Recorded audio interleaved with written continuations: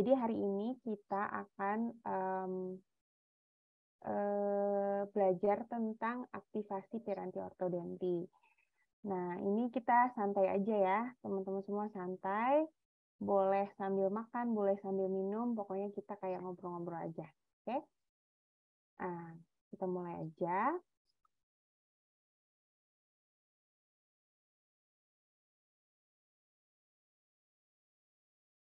Nah, ini mind mapping-nya ya. Jadi, pasti teman-teman udah tahulah sedikit banyak tentang piranti ortodonti lepasan. Nah, POL ya, biasanya saya sebutnya POL. Nah, POL itu ada beberapa bagian, yaitu ada komponen aktif, retentif, penjangkaran, dan juga plat akrilik. Ya. Nah, di sini yang butuh aktivasi itu adalah komponen aktif. Di antaranya ada pegas, busur labial, dan skop ekstansia. Nah, kalau jadi komponen aktif itu komponen dalam POL yang berfungsi untuk menggerakkan gigi.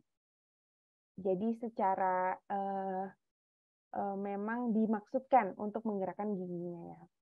Kalau komponen retentif itu komponen pada POL yang berfungsi untuk agar POL itu tidak gampang copot, gampang lepas, seperti itu. Nah, dia itu tidak butuh aktivasi, tapi butuh penyesuaian namanya. Jadi, supaya POL itu kan kalau misalnya dipakai terus-menerus, dilepas pasang, dia komponen retentifnya bakal sedikit berubah, gitu. Jadi bisa jadi nggak cekat lagi gitu pada giginya, kayak gitu ya. Jadi kita fokus pada komponen aktif dan komponen retentif.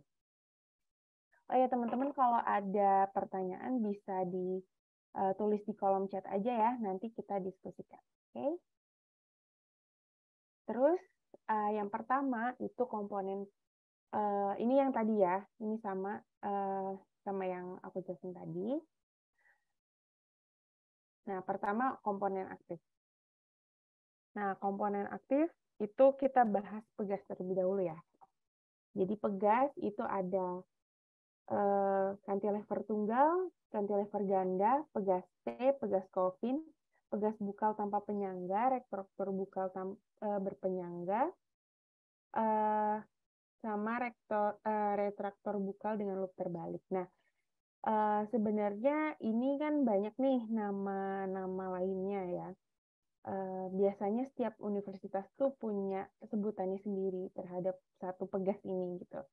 Tapi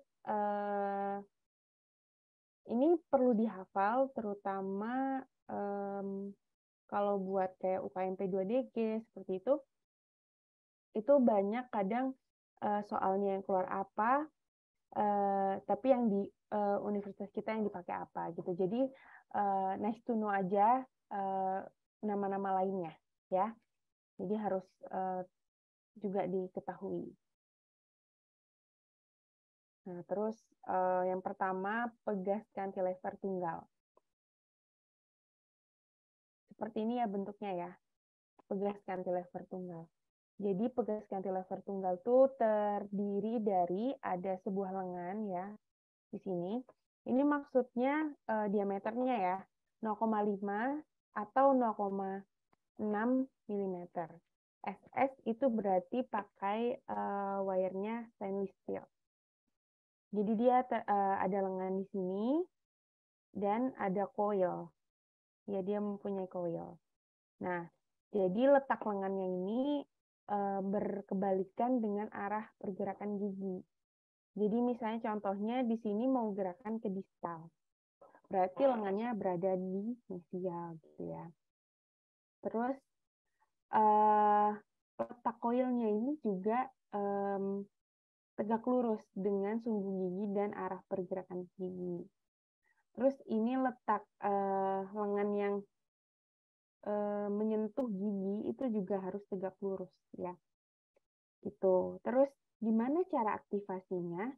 itu menarik pegas ke arah pergerakan gigi dengan cara memencet koil atau membuka koil menggunakan tong koil sebesar sepertiga lebar mesiodistal gigi atau 1,2 mili maksimal 3 mili.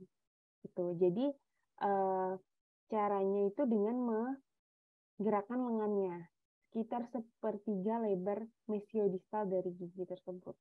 Gitu. Nah, oh ya, terus letak koilnya itu harus berkebalikan.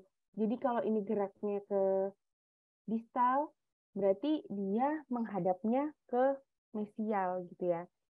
Kenapa? Karena biar nanti waktu kita gerakan ini ke sini, gerakan ini, itu koilnya akan kebuka. Koilnya akan kebuka. Jadi pegas itu ya punya kemampuan untuk berusaha untuk kembali ke bentuk semula. Jadi pegas seperti ini nih, nanti kan kita keluarkan dari rongga mulut, terus kita gerakan kurang lebih 1-2 mili itu kan. Nah, ketika kita insersikan lagi ke rongga mulut, dia akan letaknya bakal di sini, ya kan? Karena kita udah gerakin. Nah, itu kita sesuaikan lagi ke interdentalnya. Kita masukkan lagi. Jadi disitulah ada gaya dari wire-nya itu untuk kembali ke letak awal gitu. Jadi di situ ada pergerakannya, gitu ya. Itu terus,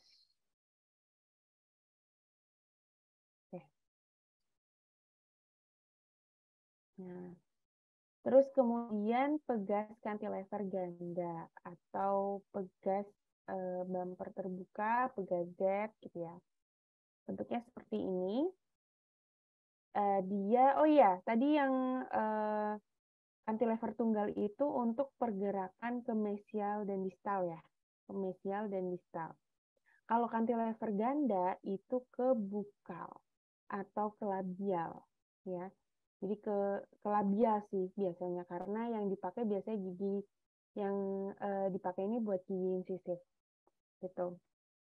Nah, caranya itu adalah cara aktivasinya dengan memencet koil dan menarik ke arah pergerakan gigi, yaitu menjauhi plat akrilik ya.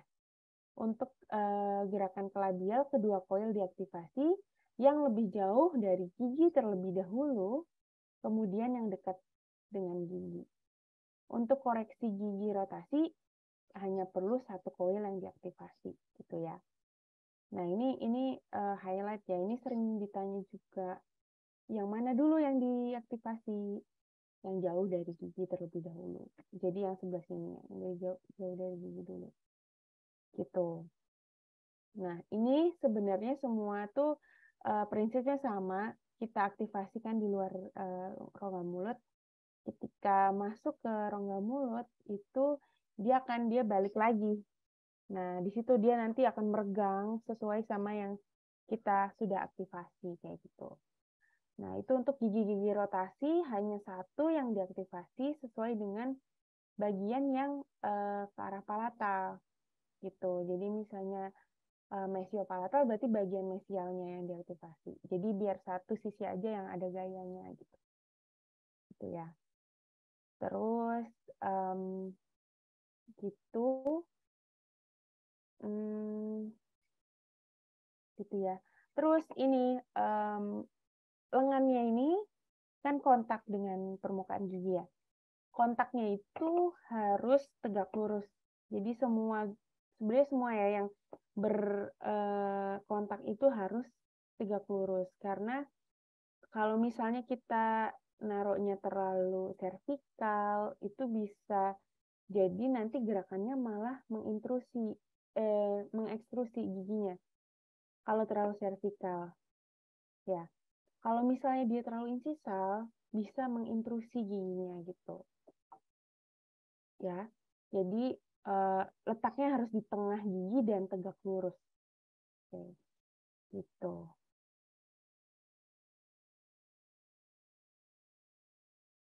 Kemudian pegas T atau pegas cantilever tertutup atau bumper tertutup. Nah, ini 0,5 mm NS ya. Jadi dia itu untuk ke arah bukal juga, biasanya untuk gigi yang bagian palatalnya itu membulat gitu ya. Jadi misalnya P paling sering itu gigi premolar ya. Itu terus cara aktivasinya juga ditarik, menarik, menjauhi lempeng akrilik gitu. Jadi ketika dia keluar dari lengkungnya ini, ketika masukin jadi harus ada penyesuaiannya itu ya. Terus dia juga nggak perlu banyak-banyak aktivasinya karena dia kan nggak ada koilnya nih. Jadi kalau ada koilnya, kalau pegas ada koilnya itu bakal lebih lentur. Jadi otomatis aktivasinya akan lebih banyak. Nah ini nggak ada koilnya, jadi nggak perlu banyak-banyak ya. Jadi gayanya akan udah lebih besar dari yang biasa ada koilnya gitu. Kemudian ada pegas Coffin. Nah, pegas Coffin ini digunakan untuk ekspansi ya, ekspansi rahang gitu. Nah, gimana cara aktivasinya? Bentuknya kayak gini ya. Cara aktivasinya itu dia pertama-tama diberi tanda dulu di plat akriliknya. Kan pasti kalau kita mau ekspansi ada sebuah belahan gitu ya antara dua plat gigi ya, plat akrilik. Nah, diberi tanda terserah dengan spidol bisa atau dengan dibur kayak biar dia tandanya permanen gitu ya. Itu juga bisa. Kemudian diukur dulu, diukur jaraknya berapa. Terus diregangkan. Diregangkannya caranya tuh ditarik ke arah lateral gitu.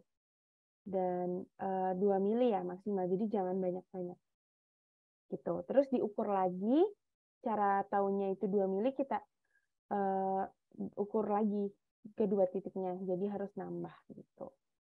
Nah, cuman biasanya kelemahan dari pegas Coffin ini kan dia nggak bisa stabilitasnya kurang. Jadi dia tuh bisa kita kan nggak ada kontrolnya ya ketika kita membuka pegasnya itu. Jadi bisa aja kita selain ke lateral kita juga ke atas bawah gitu. Jadi nanti mencong gitu kalau kita nggak hati-hati saat aktivasinya gitu. Gitu ya. Jadi memang harus hati-hati banget dan juga pasien juga harus hati-hati dalam menyimpan si piranti ini karena kalau udah blekok gitu, jadi dia bakal nggak bisa dipasang lagi gitu.